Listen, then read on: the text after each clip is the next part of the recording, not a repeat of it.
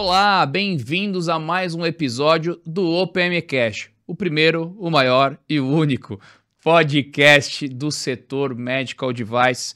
É um prazer enorme estar aqui com vocês para mais um episódio, para a gente bater um papo sobre esse setor apaixonante, desafiador, que é o setor de saúde suplementar brasileiro, o OPME, né? Como é que funciona, quais são os desafios. Eu agradeço a vocês que deixam comentários, que sempre buscam conectar comigo nas plataformas sociais e me questionar sobre quem é o próximo episódio, qual é o próximo episódio, do que a gente vai falar, ou até mesmo me dar dicas e indicações de pessoas.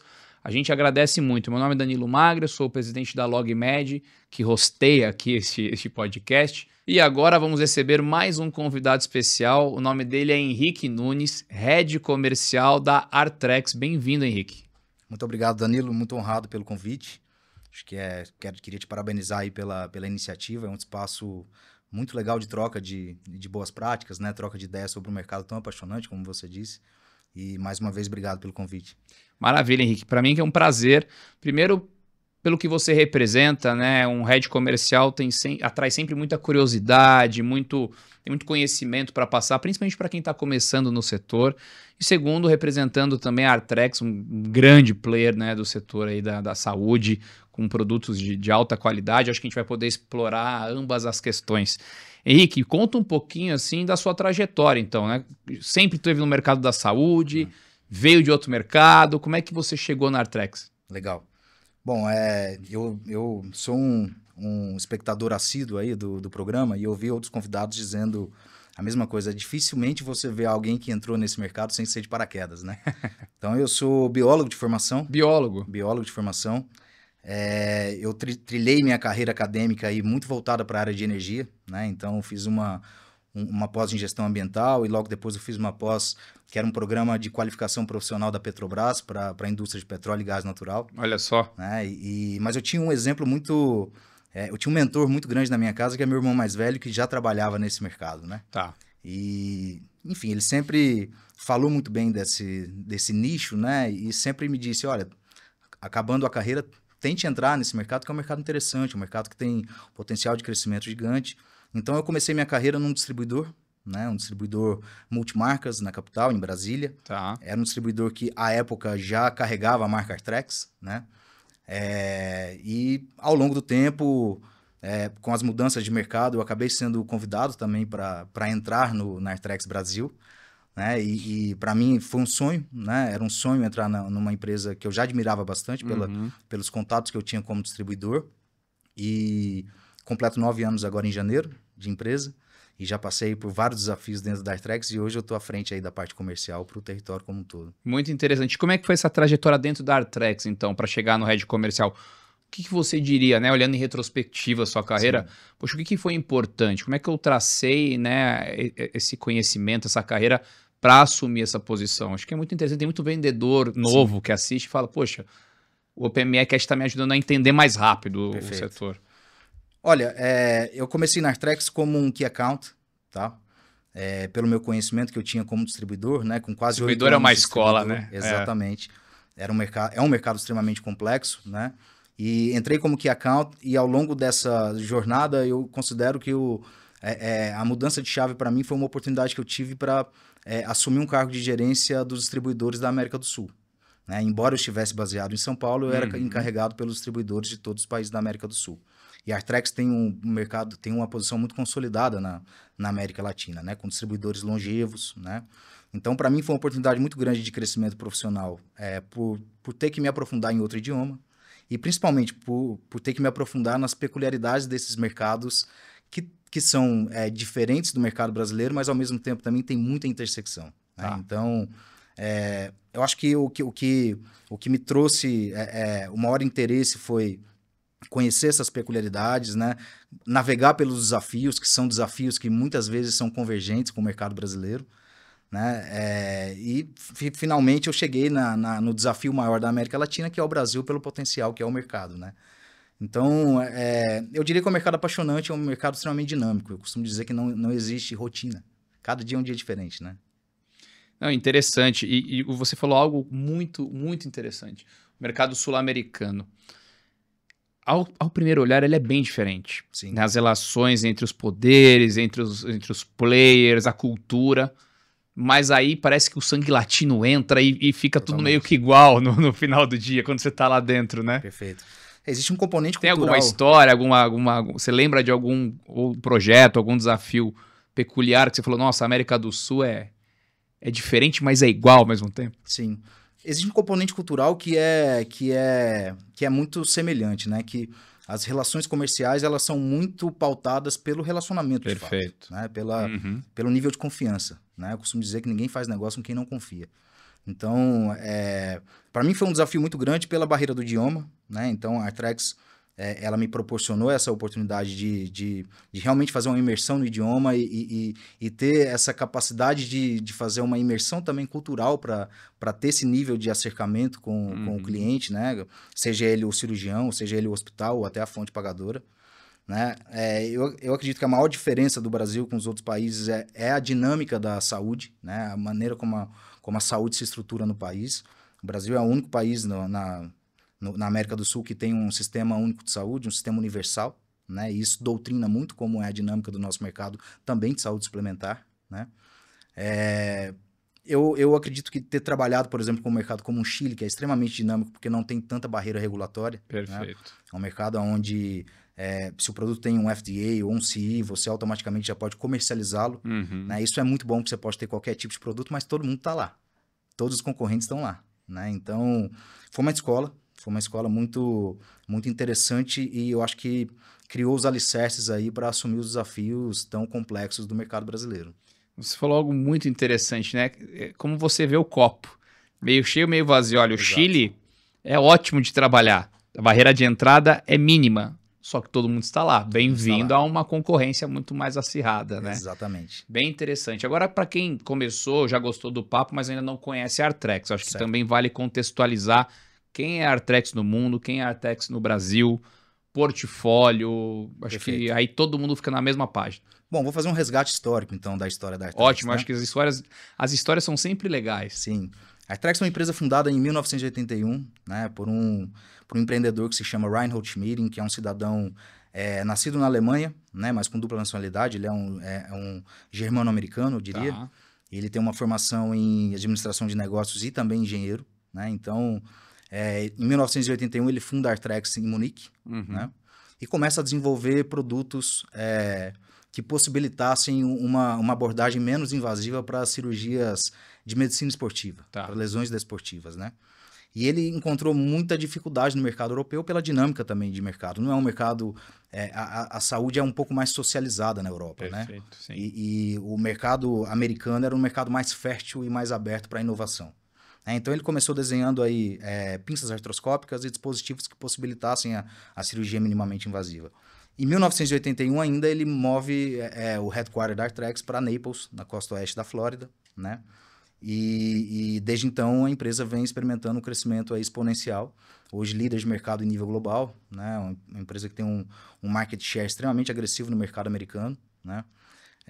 A subsidiária brasileira, ela nasce em 2010, né? Muito embora o produto Artrex já estava aqui através da sua redistribuição. Também é uma redistribuição longeva, super consolidada.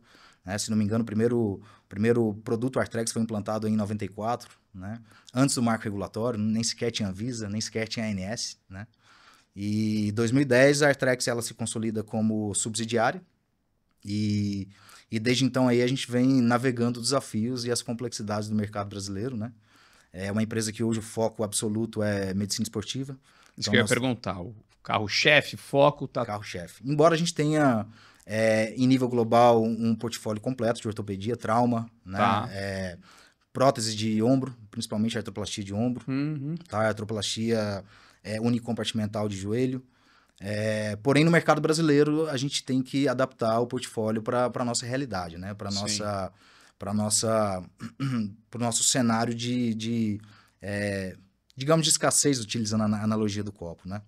Mas a gente tem aí segmentos muito fortes, né? O carro-chefe da empresa é o segmento de ombro, artroscopia de ombro. Mas a gente tem joelho e quadril, a gente tem artroscopia de cotovelo, mão e punho, pé e tornozelo, né? E a gente tem um trauma de nicho e tem uma plataforma de visualização cirúrgica também extremamente tecnológica e extremamente competitiva. Então, em nível global, é uma empresa que está se diversificando um pouco, né? Hoje a gente tem uma linha de endoscopia também muito forte, né? Para visualização cirúrgica e muito recentemente entrando aí na parte de endoscopia de coluna. Excelente, eu acho que de portfólio não restou dúvida, né, a atuação de vocês. E de fato, eu falo muito até para minha equipe que percepção é realidade. Né? A percepção ela pode vir contaminada com ruído, com algo subjetivo, mas ela é tangibilizada. E a minha percepção da Arthrex é que a marca ela vem crescendo no Brasil. Você ouve mais, você conecta mais, você ouve falar, você dá de cara com o produto da Arthrex no hospital. Então, eu queria primeiro entender se a minha percepção ela é verdadeira e quais são os indicadores que você entende, quais foram os pontos principais de negócio para esse crescimento. Perfeito. A sua percepção é correta, né? A gente vem alcançando aí crescimentos em duplo dígito desde o nosso estabelecimento da operação direta. E é importante aqui também, eu acho que dá valor para a nossa rede de distribuição, que é uma rede de distribuição extremamente sólida. Então, quanto mais capilarizado e quanto mais sólido você está enquanto canal direto e indireto, eu acho que é maior a sua posição e o seu poder de barganha frente aos players do mercado, né? Então, eu acho que a Arthrex, lá no início da nossa operação direta, a gente entendeu que a gente precisava fazer uma segmentação de portfólio, né, para a gente capilarizar, para a gente aumentar o nosso alcance. Então, como é uma empresa de nicho, né, de medicina esportiva, o nosso portfólio é muito vasto. A Arthrex ela tem como mola propulsora aí do crescimento a inovação tecnológica. Então, nós temos âncoras de diversos modelos, diversas matérias-primas, né? E isso nos possibilita segmentar o portfólio para que ele caiba em determinado tipo de cliente, né? Eu acho que essa foi uma das estratégias acertadas ao longo do tempo e foi o que nos permitiu experimentar aí esse crescimento em duplo dígito ano após ano, né? Então, acho que é esse o segredo do sucesso. O fato de vocês terem uma subsidiária em 2010 já traz uma percepção muito maior de marca e conhecimento do país. Sem dúvida. E aí de 2010 para cá, como é que vocês trabalharam os seus canais? Você já se adiantou e falou, canal indireto e direto tem que estar forte. Eu concordo com você, o país é continental. Sim. O distribuidor ele é uma escola e ele carrega um regionalismo muito forte, ele conhece o setor. Sim. Mas a indústria também tem capacidade de suportar e até mesmo ir direto se o marketing, se a estratégia permitir. Como que vocês, então, lidaram, né, nesses 15 anos que vocês estão aqui no Brasil, com canal direto e indireto? Qual que é a divisão? Como é que vocês enxergam isso? Olha, a Arthrex ela tem um modelo híbrido, né? Eu acredito muito nesse modelo híbrido. Eu acho que não tem aquela bala de prata, aquela equação... É só isso. Que é só isso. Né? Eu acho que é impossível você conseguir ter alcance num país tão diverso e tão cheio de idiosincrasias, assim, né? Se você não tiver um modelo flexível, né? Então, a Arthrex tem distribuidores de estoque de longa história, né? Hoje, a gente chega praticamente em todos os estados do Brasil, né? Nós temos modelos ainda de distribuidor de estoque, mas a gente tem modelos híbridos também com a rede de distribuição. Essa divisão entre canal direto e indireto, para mim, é uma divisão, ela é meramente protocolar, porque eu costumo dizer o seguinte, aonde o cliente quiser usar Arthrex hoje no Brasil, ele vai conseguir. O que vai mudar é a forma como esse produto vai ser entregue, né? Então, isso nos fortalece frente aos grandes players, né? Principalmente num presente aí que a gente está vendo de tanta verticalização, né? De tanta convergência, de tanta concentração de poder de barganha dentro de poucos grupos, né? Então, quanto mais forte você está como grupo, distribuidor e fábrica, eu acho que maior a sua posição de mercado, né? Então, a gente acredita muito nesse modelo. O fato é, quando a indústria também ela avança na cadeia e ela aumenta a participação dela no canal direto, ela traz para dentro de casa também alguns desafios. Sem dúvida. Que às vezes a indústria não está nem preparada ainda para desafiar. Né? Você tem que ter um nível de gestão, um nível de conhecimento maior, porque você vai trazer para dentro de casa ineficiência, inadimplência, logística, várias coisas que às vezes o distribuidor ele resolve e é um primeiro ali guarda-chuva, né, para a indústria. Como que foi para vocês esse aprendizado? Em que momento vocês estão disso? Como vocês superaram ou estão superando, né, os desafios? Essa é uma pergunta muito boa, Danilo, e eu costumo dizer que, na verdade, quando a gente começou a operação direta, eu alertei o pessoal, a alta direção e também os nossos colegas corporativos, né? Olha, agora que a gente vai começar uma operação direta, a gente vai começar a sentir a dor que o distribuidor sente. Né? Que, assim, é um mercado complexo, a última milha logística, ela é extremamente demandante, né? Eu acho que você Sei sabe bem. melhor do que eu, né? Existem as complexidades também em relação à retenção de faturamento, né? A processos muito mal estabelecidos em clientes, mas também o desafio de estabelecer processos consolidados internamente, né?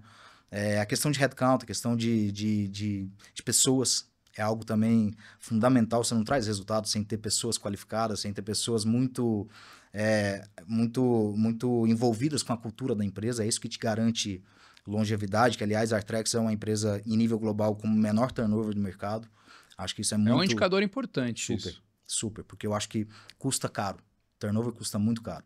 Né? Você perder talento, você precisa investir muito dinheiro depois para recuperar esse know-how. Né? Perfeito. Então, acho que é isso, Danilo. O desafio ele é gigante quando você começa a sentir a dor que o distribuidor sempre sentiu, que é a questão de estoque, de days on hand, né? De gestão de estoque consignado, que eu sei que é um tema recorrente aqui no seu podcast, né? Os desafios disso, o custo logístico, o custo da prestação de serviço, né? É um mercado que naturalizou alguns custos para o distribuidor, porque lá atrás tinha margem, hoje é um mercado que não tem mais margem, né? É um mercado que vem enxugando muita margem, então hoje é difícil você ter uma operação enxuta que te possibilite crescer em duplo dígito, que é a expectativa sempre, ano após ano, né? Então, esses são desafios que a gente começou a enfrentar a partir do momento que a gente veio para a operação direta. E acho que o outro ponto fundamental também é esse ajuste fino entre se manter competitivo numa operação direta e, ao mesmo tempo, viabilizar o mercado para o seu distribuidor, né? Porque em 2010, quando a gente se estabeleceu como subsidiária, a gente tinha acabado de receber a notícia que seria possível fazer a transferência da titularidade dos registros sanitários. Né? Então, a partir do momento que a gente assumiu essa titularidade, a gente passa a ser a figura à frente das negociações. Né? Então, como se manter competitivo e, ao mesmo tempo, viável com a redistribuição? Perfeito. Esse é o grande desafio. Se a gente quiser colocar uma lupa no setor de ortopedia, você falou algo importantíssimo, como eu viabilizo o mercado para o meu distribuidor. Perfeito. A gente sabe que o mercado de ortopedia ele tem custos inerentes ao mercado. Você tem uma logística complicada, volumosa, com uma logística reversa, você tem movimentação de instrumental, você tem que ter... Deixa o instrumental lá, eu levo, né? Tem muitas decisões para você tomar em relação à logística. Sem contar a complexidade da própria cirurgia, da relação com o médico. Então, como que o CAPEX, né? Um distribuidor hoje de ortopedia tem que investir em CAPEX, ele vai comprar muita coisa. Como é que vocês tentam viabilizar? Eu vejo assim que o setor está tentando encontrar um modelo. Você tem um modelo tradicional de compra e venda de produto e equipamento, você tem um modelo de comodato, você tem um modelo de aluguel, você tem um modelo de leasing facilitado. Vocês têm alguma frente maior, assim? Vocês estão testando alguma coisa diferente? Olha, a gente tem modelo, sim, de comodato com a redistribuição, né? Até porque o investimento em ativo fixo é algo que limita o crescimento. Limita. Né? Não só para o distribuidor, mas também para a operação direta. Né? É um desafio para ambos lados, né? Então, nós sim estamos testando modelos distintos, tá? Eu acho que isso é fundamental para a gente enfrentar os desafios que são prementes aí, né? Eu acho que o meu companheiro Davi esteve aqui em outros episódios e eu acho que ele abordou temas que são super relevantes, né? Ajuste CNF, reforma tributária que está por vir. Então, é difícil você se manter engessado diante de desafios tão complexos e tão imprevisíveis. Porque a gente não sabe como que isso vai chegar. E aí é um convênio que passa num estado, não passa no outro. Exatamente. Então, a gente tem hoje algumas iniciativas de consignação também de alguns itens estratégicos, mas é sabido que a gestão de um estoque consignado em terceiro é algo tão desafiador, né? E aí a gente atrela isso à questão do ajuste do CNF, da questão dos 180 dias, né? Então, é complexo. O que a gente não está engessado. A gente está aberto para para construir a 4 mãos junto à nossa rede de distribuição o modelo que seja mais viável para enfrentar essas dificuldades que variam tanto de estado para estado, né? Então, a Artrex está muito atenta a isso e a gente vem experimentando aí modelos distintos. Você falou de consignado mais de uma vez, porque é uma dor, né, do Sim. mercado todo. Eu consignando mais, consignando menos, eu uso a logística como suporte, eu não uso. E algo que me chamou a atenção, que já chegou muitas fotos, é o armário de consignar, o armário RFID que vocês colocaram no Oswaldo Cruz, Isso, correto? isso. Muita gente me manda, olha que legal, porque eu vejo esses armários RFID dando muito certo em alguns países da América do Sul. E o Brasil ainda engatinhando. Sim. Como que faz? Qual que é o custo-benefício? Como eu atuo, trabalho? E eu vi que vocês foram lá, colocaram logo da Artrex no armário, muita gente comentou. Como que foi essa decisão para vocês? Como é que vocês estão enxergando esse projeto? Esse é um projeto incipiente, né? Como eu te disse, a gente está testando aí novos modelos para a gente entender como que é a viabilidade disso. Eu acho que o nosso setor é um setor ainda muito avesso à tecnologia, Danilo. Eu acho Sim. que existe ainda muito espaço para absorção de tecnologias, a gente ainda está na era das cavernas, eu diria, né? E a gente precisa ser um pouco mais flexível em relação a essas absorções de tecnologia. O Smart Locker ele veio para atender uma demanda até de redução de custo operacional, mas ao mesmo tempo também com uma expectativa de aumento de volume, né? Uma vez que o material está disponível no cliente, né? Você tem uma expectativa de aumento de volume, redução de custo operacional, mas principalmente que o material esteja disponível quando o paciente for precisar, que é o grande interessado em toda essa cadeia, né? Por mais que o cirurgião seja o vetor, mas o propósito primordial é o atendimento a contento do nosso paciente, né? Interessante. E parabéns pela iniciativa. Estou curioso para acompanhar o projeto, que eu acho que você falou algo interessante. O setor, por talvez ser regulado demais ou ainda carecer assim de processos básicos para eliminar algumas ineficiências, ele fica avesso à tecnologia. Exato. Ou ele demora mais para compreender a tecnologia.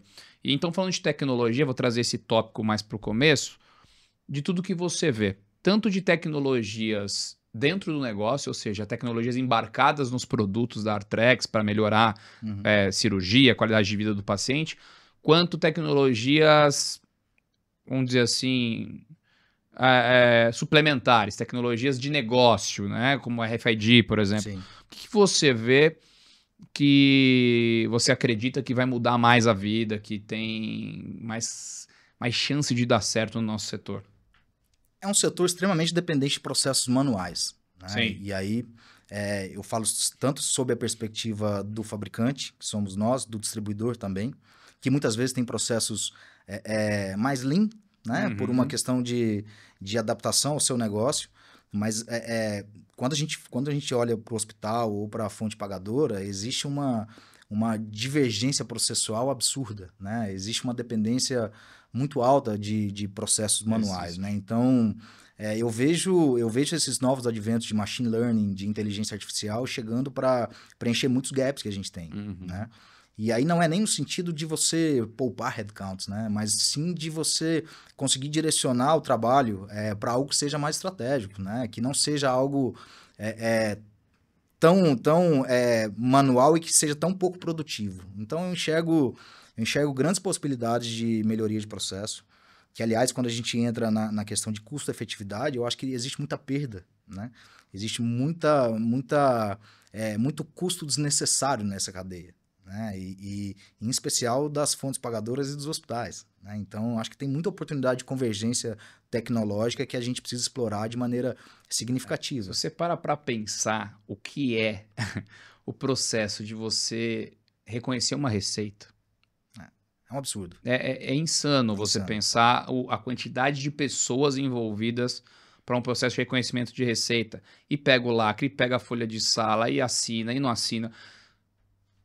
E aí você tem a possibilidade de tecnologia, mas ainda nenhuma tecnologia que traga custo-benefício. Porque você pode instalar o CR, interoperabilidade, tudo isso está na mesa. Sim. Mas todo mundo tem que estar afim. Exato. E aí você tem muita gente pulverizada, concorrendo entre si, que fala, deixa assim que desse jeito eu controlo mais o meu negócio. Então, você foi muito feliz nessa sua questão. Em relação à tecnologia embarcada de produtos, robótica, nanotecnologia, o que você vê aí na ortopedia ou na Artrex que opa, isso vai para frente, Sim. isso vai mudar a forma de operar.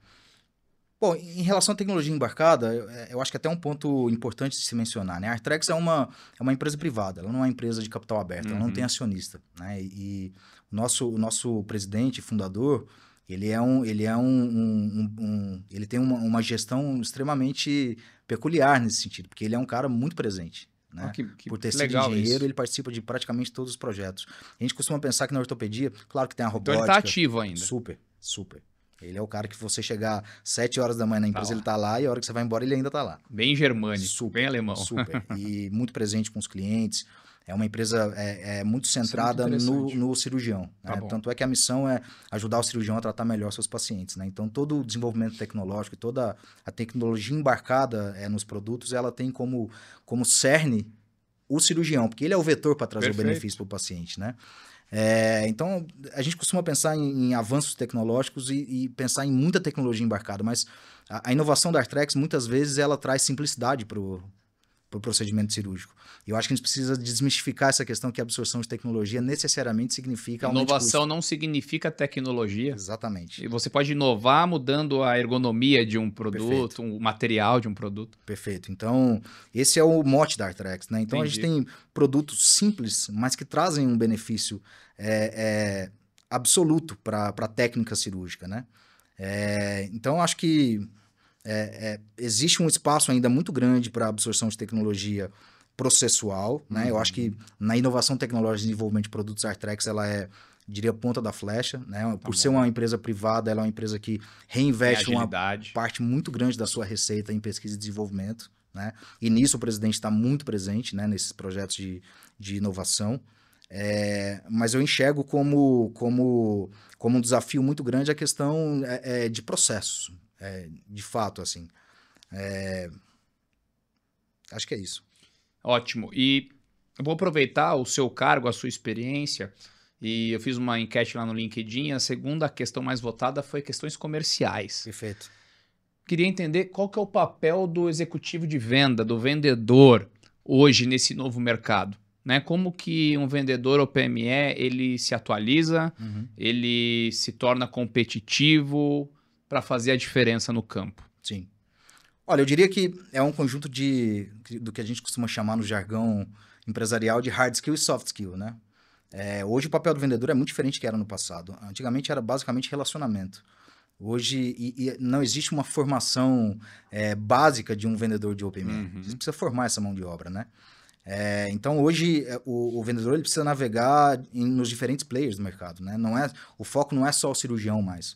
Existe uma fonte pagadora, existe um hospital, né? Muito do faturamento passa pelo hospital hoje, né? Mas existem negociações prévias com as fontes pagadoras, com as operadoras. Então, eu te diria que hoje o papel do vendedor é um papel de identificar necessidade, né? Então, eu costumo dizer para a nossa equipe, né? A partir do momento que o cliente, em especial o cirurgião, te enxerga como um suporte para a tomada de decisão, você está no caminho correto. Né? Então, não é mais aquilo vender a qualquer custo, vender só o produto mais caro. Né? Realmente identificar a necessidade e que essa necessidade seja viável dentro de um exemplo, dentro de uma situação específica. Né? Porque eu vejo muito... O mercado de saúde ele ainda muito... existe uma divergência muito grande de interesses. Né?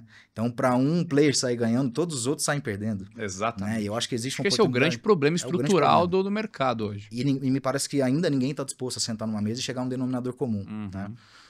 Eu faço uma analogia aí com a teoria dos jogos, né? Com a teoria matemática. Sim. E eu acho que até é interessante deixar essa sugestão. Tem um filme que chama Uma Mente Brilhante, que fala sobre o matemático John Nash, né? E em uma cena emblemática desse filme, ele aplica a teoria dos jogos na abordagem de um grupo de mulheres num bar, ele com os amigos. Por que ele fez isso? Porque ele identificou uma situação onde todo mundo sairia ganhando. Né? Eu acho que falta um pouco dessa iniciativa. Eu costumo dizer nas reuniões que a gente tem com o hospital, até com fontes pagadoras, né? Que a gente tem clientes em comum. Né? O cirurgião e o paciente. Exato. Que é o grande propósito de tudo que a gente faz. Né? Então, a gente precisa sentar na mesa e identificar como que a gente pode ceder de um lado e conceder de outro. Você acha que o vendedor tem papel nisso? Sem dúvida Ele nenhuma. vai abrir, ele vai ser quem Sem rema dúvida ali nenhuma. no dia a dia Com certeza. para trazer essa discussão. Não adianta você ter isso em nível gerencial, em nível de alta direção, essa conversa, se você não consegue Você não executa. capilarizar isso. Né? Exato. Então, isso é fundamental. Eu acho que falta muito isso. Você trouxe 3 pontos que eu falo aqui, acho que todo episódio, e é o que acontece. Você tem um setor que está numa espiral da morte, se continuar assim, porque os interesses são divergentes. Sim. E ninguém está disposto a dividir a pizza. Exato. Ah, vamos conversar, mas isso aqui é meu, Uhum. né? E você realmente, enquanto os interesses forem divergentes, fica mais difícil. Sim. Você tem um papel de um vendedor que sai muito rapidamente de um relacionamento médico para um relacionamento hospitalar, um relacionamento sistêmico, né? Tem que saber navegar Exato. todo o sistema. E aí você tem essa questão que você trouxe da onde vai ser a discussão. Porque aí eu vejo muito fórum, muito evento, onde senta toda a diretoria, se debate, Uhum. e aí não executa, porque não chega no dia a dia. E você também não adianta ter só execução sem alinhamento, Sim. porque senão não sobe, né? Exato. E é um desafio, esse é um desafio vertical. E aí você tem um desafio horizontal, que é você trazer todo mundo para a mesma mesa. Eu tenho a felicidade, eu gosto de participar de vários eventos. Só que você tem um evento só da indústria, você tem um evento só do hospital, você tem um evento só da operadora de Não existe saúde. uma intersecção, né? Não tem intersecção. Então eu estive recentemente num evento de CEOs, gestores hospitalares. Eu ouço e falo, meu Deus, é outro papo, é outra visão do negócio, encara o problema de forma diferente. Uhum. Se eu servir de mensageiro aqui, eu vou apanhar e vice-versa. Sim. Então eu falo, como fazer essa intersecção? Sim. Né? Qual vai ser a causa comum que vai trazer todo mundo para a mesa? Já deveria ter trazido. Sim. Se não foi no bolso, talvez que o paciente, que a gente consiga relembrar o nosso propósito central e que o paciente volte a ser a discussão, porque não foi o médico. Exato. Não está sendo o financeiro, que seja o paciente. Uhum. Acho que é a última opção para que a gente realmente pense diferente, né? Sim. Você concorda? Concordo plenamente. Eu acho que um dos grandes problemas é que o maior interessado em tudo que a gente está conversando é o que está mais alheio à tomada de decisão, que é o próprio paciente. Exatamente. Né? Ele é completamente um incauto nessa equação. E esse é um desafio muito grande. Como que você consegue trazer esse principal interessado para a tomada de decisão? Né? Se ele é altamente dependente de uma operadora de saúde que ele muitas vezes nem assinou o contrato, porque é um benefício trabalhista, em grande parte. Exatamente. Né? Então, ele nem escolheu qual era o plano. E diga-se de passagem, né? Eu acho que é importante fazer esse recorte aqui. Recentemente, a gente viu aí a publicação da ANS em relação à sustentabilidade financeira do setor. Né? E a gente viu aí um lucro 5 vezes maior do que o exercício anterior. Né? Então, as operadoras aí tiveram 11,1 bi de lucro. É algo significativo. Então, acho que essa questão de sustentabilidade financeira da fonte pagadora é algo que não se discute mais. Né? Então, a gente precisa entender como que a gente navega nesses interesses divergentes e traz todo mundo para essa tomada de decisão. Mas, em especial, o paciente. Né? Eu vejo, assim, vamos falar já do paciente. Eu vejo agora uma discussão, assim, muito fraude. Fraude. Uhum. Com certeza é um dos problemas. Mas não me parece que seja o único problema. Não, e aí você fala, aí você vê alguns bilhões de resultado sendo divulgado. Você fala, peraí, tá bom, a fraude também mas está muito longe desses bilhões aqui. Como é que a gente olha de maneira mais completa esse mercado? Porque se você entrar, você vai ter a judicialização, você vai ter fraude. Sim. Todos os lados têm motivos para estarem insatisfeitos. Uhum. Mas aquela máxima de que o dinheiro não estava parando na cadeia, tá parando. Agora a gente consegue ver que tem ali um desbalanceamento. Sem dúvida. Né? E como trabalhar isso, como buscar esse dinheiro de volta para ele rodar mais rápido o setor. Agora, sobre o paciente, é muito interessante essa discussão, porque realmente ele é passageiro de toda a cadeia. Ele não escolhe praticamente nada. Sim. E aí você tem um movimento que em alguns mercados já melhorou muito, que é a questão dos processos particulares. Sim. O B2C. Então, por exemplo, você pega especialidades como, vamos lá, suplementação, longevidade, medicina integrativa, até mesmo um pouco da endocrinologia, estética, você já tem o paciente decidindo mais, porque ele consegue ver no Instagram, ele vê uma propaganda, ele vê um influenciador usando produto X, produto Y, ele chega no médico e ele inverte a lógica. Exato. Olha, eu vi este produto, por que o senhor não usa ele? Pode usar. E aí você começa a ter um mercado que também é jogado no nível do paciente. É diferente do que ainda está vinculado à ANS, à operadora, onde o paciente, como você falou, ele nem escolheu ainda, ele nem escolheu nem o próprio plano dele. Exato. Quiçá o produto, o que vai ser feito. Esse é um mercado pouco explorado, né, Danilo? Eu costumo dizer assim, todo mundo sabe o medicamento que está tomando, né? Mas ninguém, quando você vai para uma cirurgia, você não sabe... A prótese que você colocou. Absolutamente nenhuma informação sobre o que vai ser colocado. Alguns cirurgiões são extremamente diligentes e têm essa transparência e troca essa ideia previamente com o paciente, né? Mas eu acho que esse é um mercado a se explorar ainda, né? E isso eu acho que é crescente no Brasil, né? Em especial com o acesso à informação. Né? Por mais que a internet eu acredito que seja uma armadilha, né? Eu acho que o Humberto Eco falava isso muito bem, que a internet deu voz para uma legião de imbecil, né? Mas continua sendo ainda uma fonte muito boa de informações relevantes. A narrativa está na internet. Exato. E hoje as informações para o paciente elas são abundantes, né? Mas você precisa fazer algo mais direcionado. E a partir do momento que ele assumir essa responsabilidade por ter um desfecho clínico que ele espera que seja positivo, eu acho que muda um pouco o mercado. Porque na ortopedia a gente vem passando por algo bastante preocupante, que é a questão dos pacotes, né? Sim. Que quando a gente fala de paciente, eu acho que tem que falar em desfecho clínico. Na ortopedia, começou na cirurgia geral e agora exatamente. Na ortopedia. Então, eu entendo a necessidade da previsibilidade, né? Absolutamente. Só que eu acredito que a previsibilidade ela não pode ser em detrimento da qualidade do desfecho clínico do paciente, né? E como a verticalização ela traz um desbalanço de forças, né? Muitas vezes você acaba sendo... não tendo outra alternativa que não seja entrar na questão do pacote. Só que eu acho que o pacote ele tem que ser configurado de maneira um pouco mais diligente. Você tem que trazer o cirurgião para a mesa, né? A doutora Cristiane esteve aqui e ela falou muito bem sobre isso, né? Que o médico ele ainda tem a prerrogativa absoluta de definir o que é melhor para o paciente, né? E uma coisa que o mercado brasileiro ainda não é tão maduro, mas o mercado americano é extremamente maduro, é a questão da judicialização relacionada ao desfecho clínico. Então, assim, muitas vezes, quando o cirurgião ele é refém da questão do pacote, ele corre risco, né, de ter uma responsabilidade civil por alguma negligência de alguma patologia. Então, isso é algo muito sério. É algo muito sério. Eu não estou dizendo que não é um caminho, mas eu acho que a questão do pacote ela tem que trazer algumas contrapartidas. Da maneira como está configurado hoje, não é um compartilhamento de risco, é uma transferência de risco, né? E isso está sendo feito em detrimento do desfecho clínico do paciente, o que é extremamente preocupante.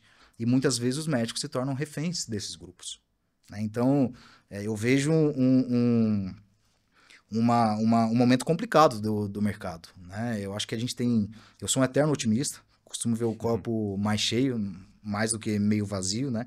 E eu acho que a verticalização ela tem um componente que talvez seja positivo em longo prazo, que é hoje esse player que verticalizou, ele está desse lado do balcão e do outro lado do balcão também. Então, é tirar dinheiro de um bolso e colocar do outro. Então, eu acho que boa parte dos custos desse nosso nicho, ele não está atrelado tão somente ao OPME. Ele tem muito desperdício de processo, né? Quando eu costumo muito ir a centro cirúrgico e eu vejo essa transição entre uma cirurgia e outra, o que se perde tempo, o que se perde recurso, né? A falta de tecnologias de gestões processuais é algo absurdo. Então, eu acho que tem muito espaço para discussão e, de novo, né? Tem muita necessidade de se sentar numa mesa e traçar um objetivo para chegar no denominador comum. Olha, eu vou garantir o que é melhor para o seu paciente, eu vou dar segurança para o seu cirurgião e, ao mesmo tempo, eu vou te dar previsibilidade. Existe a forma de fazer isso, né? Precisa ter boa vontade. Você trouxe 2 pontos muito interessantes para eu sintetizar aqui o pensamento. Primeiro, o episódio da doutora Cristiane foi um grande episódio, porque ela trouxe aqui de forma muito direta o que ela pensava sobre esse assunto. Você tem toda a razão. Você começa, né, o empacotamento, a previsibilidade, ela é importante, ela elimina diversas distorções. Mas conforme você vai entrando em níveis mais complexos, você tem que ter o cirurgião na mesa de discussão para falar até onde eu consigo empacotar, até onde eu consigo usar tal produto em detrimento da saúde ou do risco do paciente. Ele não é chamado para a mesa, Exato. ele é obrigado a atuar em cima de um pacote que ele não escolheu, ele não arbitrou, e o risco está todo do lado dele. Isso é gravíssimo, é uma questão jurídica que, inclusive, né, é tratada, e aí você tem, junto disso, um aumento da judicialização sem acompanhamento de desfecho. Sim. Então é uma bomba relógio que está sendo montado aí. Né? E se você for entrando na cadeia, na cardiologia, na neurologia, o empacotamento o que vai acontecer? Como que vai ser, né, quando continuar essa progressão? E o outro ponto, aí mais envolvido com marketing, né? Eu já ouvi muito profissional de marketing do nosso, é difícil fazer marketing de OPM. É muito difícil. É difícil. Como é que você torna um grampeador, uma prótese, uma válvula sexy, objeto de desejo, né? Sim. Mas você falou algo muito interessante. Eu estava até com um cliente, fez uma cirurgia de quadril. Falei, qual marca você usou? Não lembro. Então todo mundo sabe o medicamento que toma, Exato. o suplemento, a pomada, a estética, a marca do Botox. Agora, qual é a prótese que você colocou aí dentro? Você teve a curiosidade de pesquisar a empresa que construiu, que fabricou essa prótese? Alguns, obviamente, a gente tem que generalizar dentro de um podcast. Sim. Mas a maioria não se preocupa. Sim. A prótese é feita do quê? É importada? É nacional? Qual que é a tecnologia? Cara, é o seu quadril. Exato. Quadril talvez é o local mais sensível para você fazer uma cirurgia. Você não perguntou a prótese? Ah, mas eu não sei nada mesmo. Né? Então, falta essa conexão também com o público final. Com certeza. Esse é um desafio do marketing, né? É algo difícil principalmente porque ainda não se tem uma regulamentação muito clara sobre isso. E você também não sabe como comunicar. Exato. Mas eu acho que o caminho é mostrar custo-efetividade. Né? Eu acho que em especial para quem está pagando a conta. Né? E futuramente, quando isso... Eu acho que a gente vai ter uma mudança de mercado aí, talvez no médio prazo, e esse mercado que a gente chama de out of pocket, eu acho que ele vai continuar extremamente em potencial para ser explorado, né? Mas eu acho que o marketing, sim, ele tem que começar a ser voltado para o paciente. Em especial no nosso nicho, que assim, via de regra, as cirurgias que a Arthrex atende, elas não são cirurgias de vida ou morte.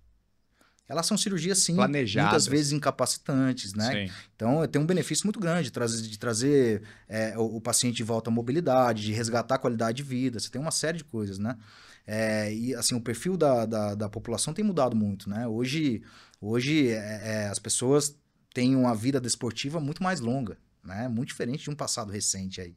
Então, todo mundo quer se manter ativo. Então, esse interesse, ele tem crescido bastante. Vocês já mediram a consequência dessa longevidade no negócio de vocês?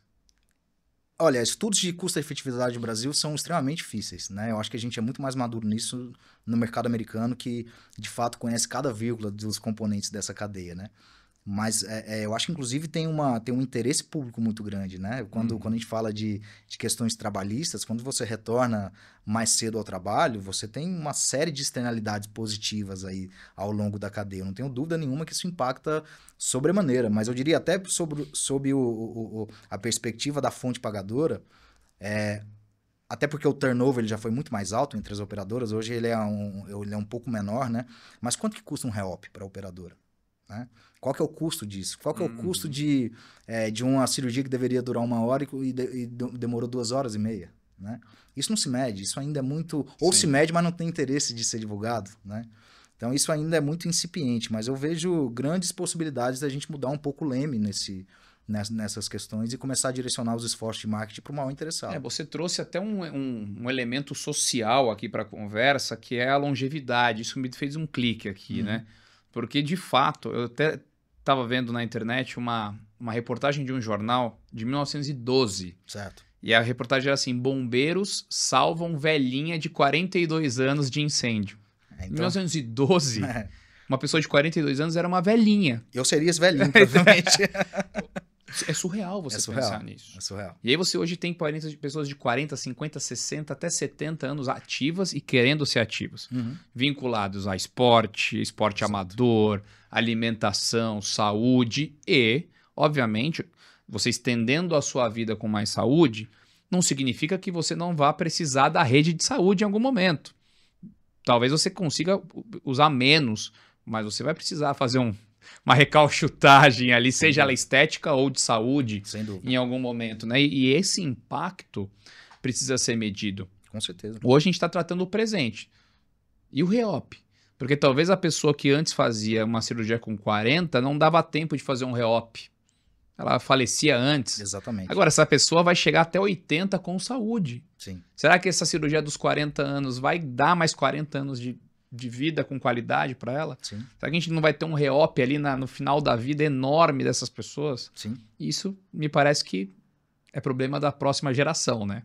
A gente vai só empurrando, né? Mas sob a perspectiva do paciente, por exemplo, uma lesão de menisco negligenciada, ela pode significar num médio prazo aí uma necessidade de uma artroplastia. Né? E você poderia ter corrigido isso de maneira muito mais barata na primeira abordagem, né? E olha, Danilo, a gente está falando de uma abordagem ainda muito reativa. Você tem uma patologia, você tem uma lesão, você vai lá e faz uma cirurgia. Mas hoje uma das grandes frentes da Arthrex é o segmento de ortobiológicos, que aí tem uma abordagem um pouco mais preventiva. Interessante, hein? Né? E aí a gente fica um pouco reticente, o Brasil, em especial na ortopedia, por uma leitura do Conselho Federal de Medicina que considera o uso de ortobiológicos experimental, embora as evidências científicas de melhora clínica sejam abundantes, né?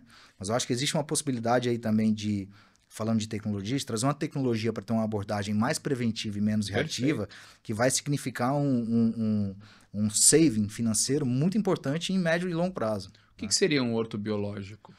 Olha, tem uma gama diversa, né? A gente tem desde enxertos, coletores de enxertos de tecido autólogo, né? Hoje a Arthrex ela tem uma solução com um grande custo-efetividade para fazer a abordagem de lesões osteocondrais que podem desenvolver aí uma artrose em curto prazo e significar uma prótese em curtíssimo prazo, né? Mas a gente tem também coisas mais avançadas, né? E nos Estados Unidos a Arthrex é muito pioneira nisso, de fato, engenharia genética, né? De trazer uma inteligência celular para trazer essas soluções, né? E isso é um mundo que tá se abrindo, que é algo que a gente não consegue nem vislumbrar como a gente vai estar aí, dado a velocidade que as coisas se desenvolvem, né? Não sei te falar onde a gente vai estar daqui 20 anos em relação a isso. E esse é o caminho. Se todos os setores estão caminhando para prevenção, por que não a ortopedia, que é um setor central do corpo humano, vamos dizer assim, também não pode desenvolver produtos preventivos, corretivos e aí de última linha ali para você realmente uma lesão maior, né?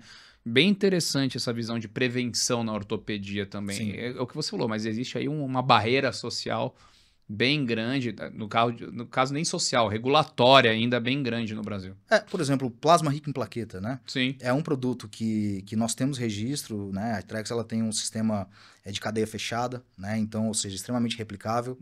É um produto com uma solidez muito grande, com um nível de evidência científica abundante.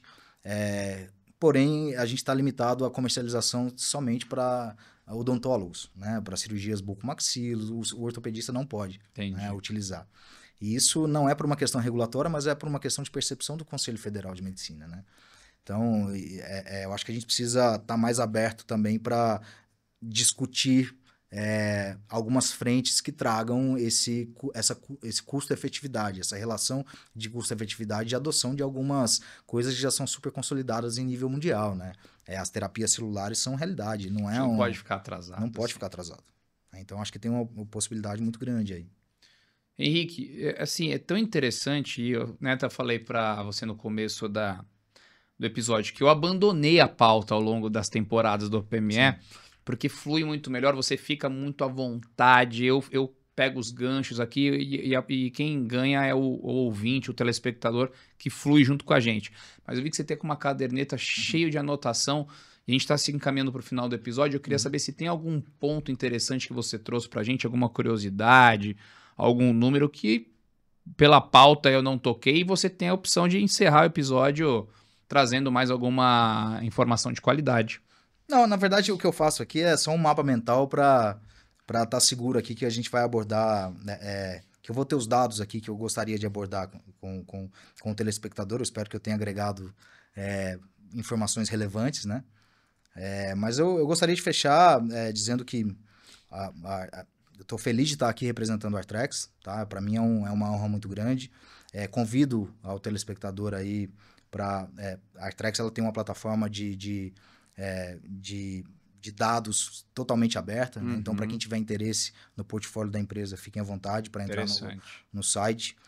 Aproveitar e falar um pouco também sobre o programa de educação médica da Artrex, que é um dos pilares, né, de desenvolvimento da Artrex. Hoje a gente tem um laboratório dentro da nossa estrutura, né, um laboratório com 8 estações, então a gente consegue fazer cursos cadavéricos aí com 16 cirurgiões por curso, né? A gente tem uma responsabilidade muito grande nesse sentido, né, de capacitar o cirurgião para trazer o que tem de melhor solução para o paciente.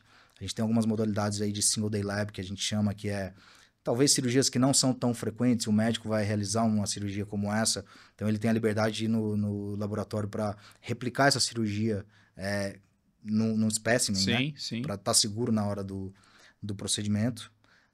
Muito bom. Então a Artrex ela tem esse pilar educacional muito forte, né? Não só para o cirurgião, mas também para toda a força de vendas, para os instrumentadores cirúrgicos, são peças fundamentais nessa cadeia, né? A gente ainda é muito dependente, e eu falei um pouco mais cedo do custo da prestação de serviço, e a gente inclui nisso esse headcount, né? Que é uma figura tão importante que é o instrumentador, que não só pela questão do ato médico, né? Não só pela questão técnica, mas também pela questão processual. Perfeito. Tem a folha de gasto que ainda é preenchida de maneira manual, né? Então, eu queria aproveitar o espaço para agradecer toda a equipe da Artrex Brasil, agradecer também todos os clientes pela confiança, né? Eu acho que é uma empresa que está no Brasil de maneira muito sólida, né? Com uma solidez financeira muito forte, com planos muito, muito agressivos de crescimento, né? E com um propósito muito grande de ajudar, dar suporte na saúde suplementar do Brasil, explorando também o mercado público, por que não?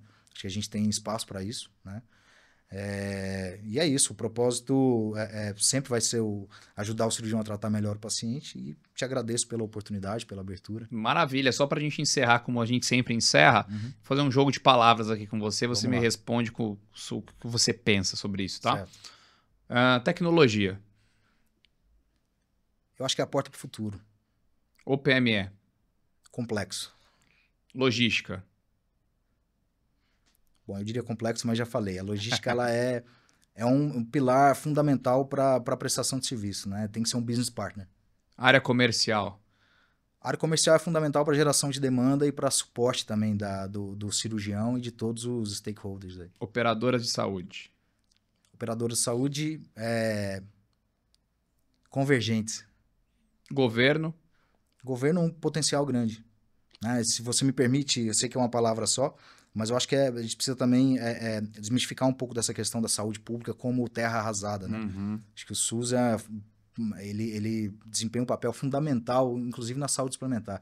Se não fosse o SUS, o Brasil hoje eu diria que estaria na idade das trevas, assim, né? Então, eu acho que existe espaço para desenvolver projetos aí fundamentais junto ao Sistema Universal de Saúde, né?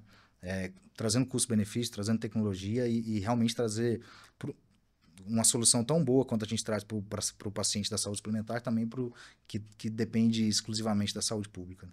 Artrex? Paixão. Maravilha, não tem como terminar melhor, então. Obrigado, Henrique. Foi um prazer. E espero que você que ficou até o final aqui também do episódio tenha aprendido mais um pouco. E fica com a gente a cada 15 dias um novo episódio do OPMcast aqui nas plataformas das redes sociais da LogMed. Um abraço e até mais.